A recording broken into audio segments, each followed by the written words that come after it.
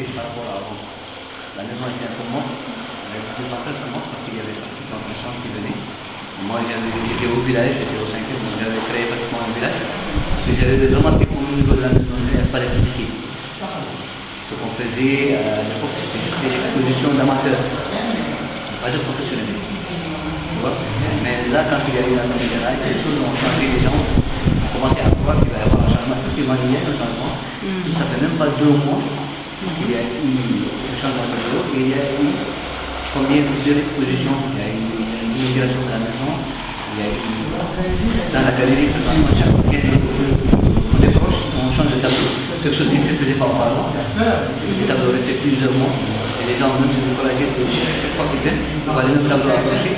Et les clients n'achetaient pas parce qu'ils avaient le même travail. Tu vois, il n'y a pas de changement. Maintenant, on commence à changer. Et financièrement, comment se porte la maison des artistes? Est-ce que l'art fait vivre? Non, financièrement, moi, nous dépendions avant du ministère de la Culture qui nous donnait une subvention de 4 millions de par an.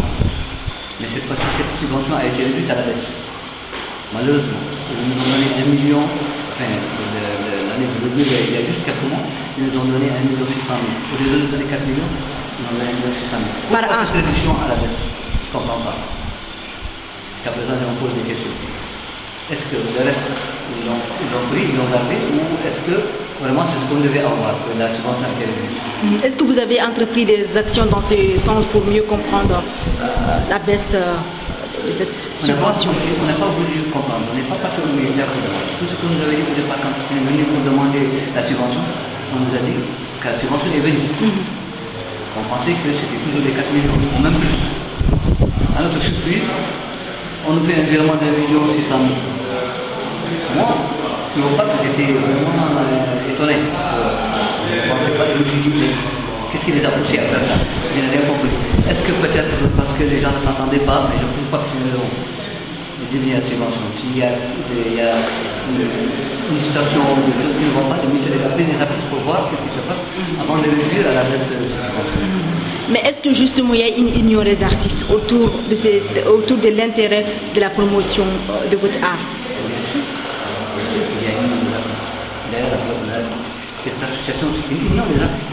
Elle réunit pratiquement tous les artistes. Bien qu'il y a des artistes qui sont à l'état, comme les MA, qui sont pas à l'état, mais cette union, elle devait unir pratiquement tous les artistes.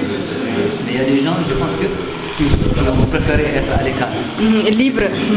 Voilà. Moi, je ne les condamne pas, parce qu'ils ont leur raison. Justement, comment vous voyez l'avenir de la promotion de l'art, notamment l'art plastique en Mauritanie? Est-ce que vous sentez de l'engouement? Est-ce que les mentalités changent dans le concret? Est-ce que les artistes font des progrès pour accrocher davantage leur public? Bien sûr. On sent qu'il y a, par exemple, la preuve, Dani.